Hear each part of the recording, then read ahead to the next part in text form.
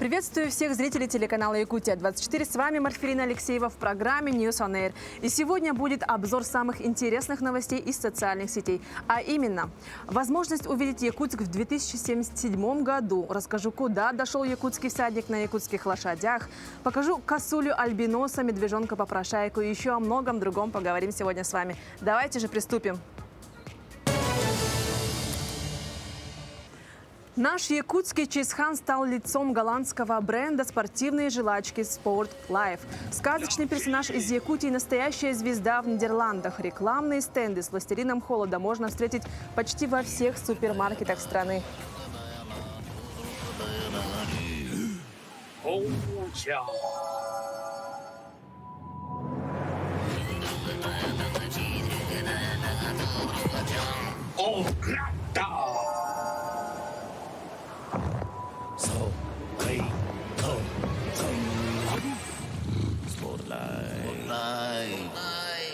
Добро пожаловать в Якутск будущего в 2077 год. Графический дизайнер-феоктист Алексеев представил в сети свою новую работу, подписав «Это Якутск будущего». И я предлагаю прогуляться по улицам Якутска в 2077 году и осмотреть город будущего, а также погрузиться в эту волшебную атмосферу. На видео город в ожидании главного национального праздника Исэх, впрочем, и как сейчас мы.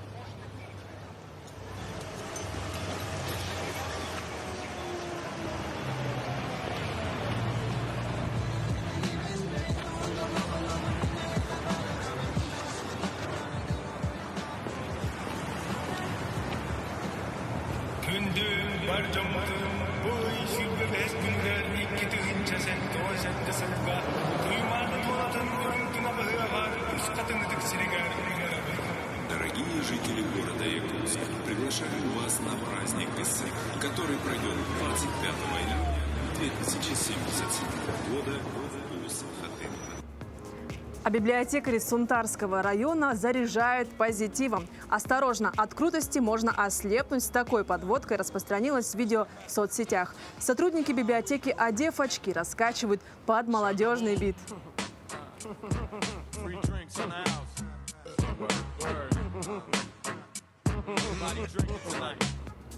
9 июня во всех кинотеатрах страны стартует фильм «Голоса Арктики». Это масштабное кинопутешествие за полярный круг, в котором соединяются тайны шаманов и жизнь в арктической пустыне. Современный технологический прогресс, а также борьба малых народов за свои традиции и культуру. Фильм состоит из 3 самостоятельных новелл, которые соединяет Денис Симачев. Он отправляется в путешествие по русской Арктике в поисках уникальных музыкальных напевов.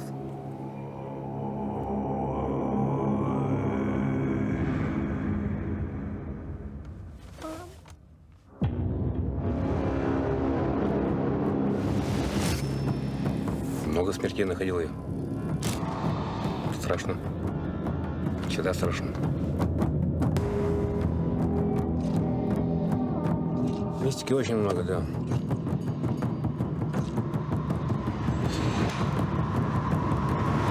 Нижний мир, верхний мир. Ты не должен понять, это кто-то ходит с бубном.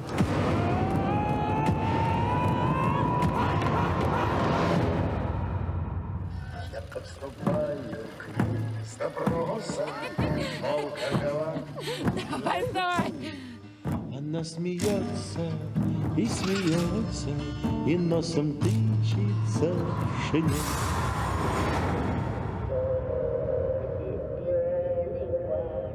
Мы шли посередине озера, а я провалилась под лед. Тундра не шутит. Тундры нет. Ошибок ему не прощается.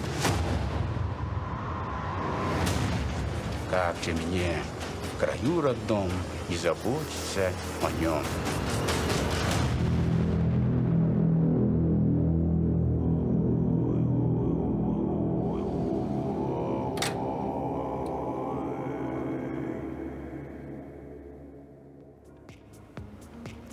В Якутии заметили необычную косулю альбиноса. Полностью белое животное было замечено в лесу. В каком районе были сделаны кадры, не уточняется. В природе это животное встречается очень редко, поэтому это по-настоящему уникальные кадры. А дальнобойщики на трассе Якутии встретили медвежонка-попрошайку. Бесстрашный косолапый вышел на трассу к фурам, встал на задние лапы и начал выпрашивать еду.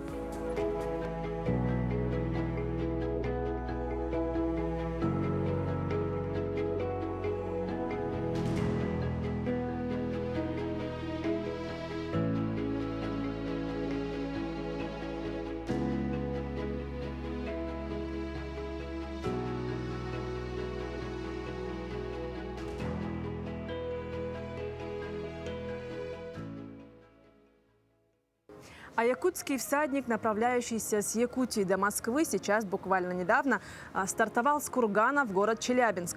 Протяженность похода уже составила более 9000 километров, до Москвы осталось 2000 километров. В Кургане Дагуйдана и его лошадей очень тепло встретили, провели пресс-конференцию и экскурсии по городу. Как сообщает Дагуйдан в своем блоге, у него в планах открыть музей якутской лошади. «Я уверен, что это будет не менее интересный музей, чем музей Мамонта. Думаю, он тоже будет народным, призывая всех коневодов республики оставлять пожелания и предложения», пишет Дагуйдан. Ну а в Якутии настал сезон активности клещей. Мы собрали специально для вас, для вашей защиты, несколько очень практичных советов. Предлагаю посмотреть. Одеваться, конечно, в первую очередь хорошо надо. То есть у нас, смотрите, видите, специальная вот одежда, да, она вроде легкая, заправлено все внутрь сюда и сверху еще, да. То есть здесь они, клещи, будут соскальзывать, они не будут цепляться здесь. Ну, перчатки, капюшон, это не лишнее никогда не будет. Есть, конечно, антиклещевые вот эти спреи.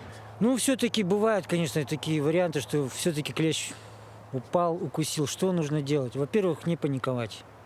Не все клещи одинаково опасны, он может быть безопасный, просто это выглядит немножко ужасно, там набухает все.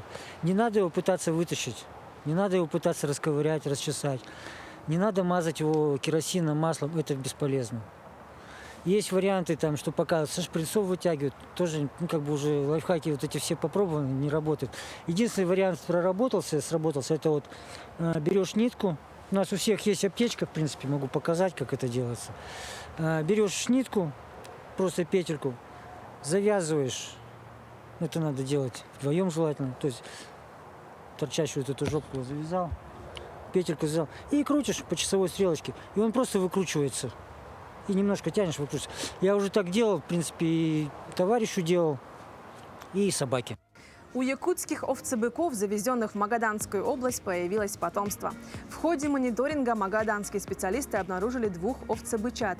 Им всего пара недель, они хорошо держатся на ногах и ни на шаг не отходят от своих матерей. В прошлом году 2 самки, завезенные на остров, в 2018 году дали первое потомство. По мнению специалистов, овцебыки только на 3-м году жизни начинают давать потомство. Арктические животные успешно прижились на острове Завальялово.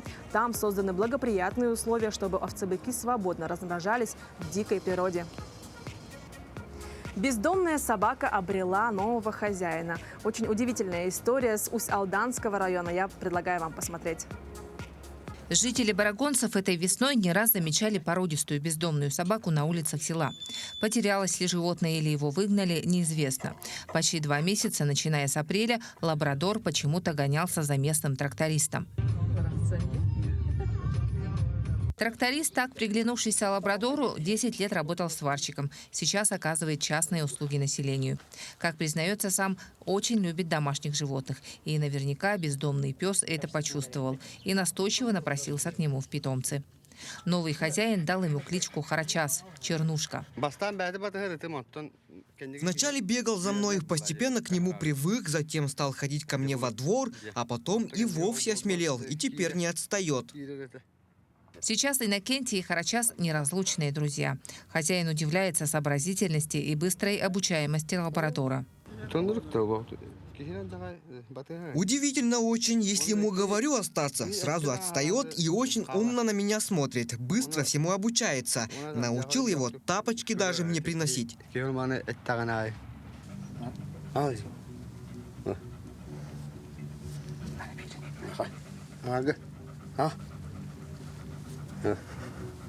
В скором времени Иннокентий собирается заехать в новый дом, который сейчас достраивает, и радуется тому, что появился верный друг и охранник дома. Туяра Филиппова, Аял Малакотин, Владимир Копырин, Петр Аргунов, Барагонцы, Усялданский улус. Русский театр получил более 2 миллионов рублей на гастроли по Якутии и за ее пределами. Вручение сертификата прошло в рамках закрытия театрального сезона. Средства выделены не только для того, чтобы театр посетил гастроли Алдана, но также Нерюнгри и Благовещенск. Ну а на этом наш выпуск подошел к концу. Встретимся сегодня в 17 часов. Всем хорошего дня!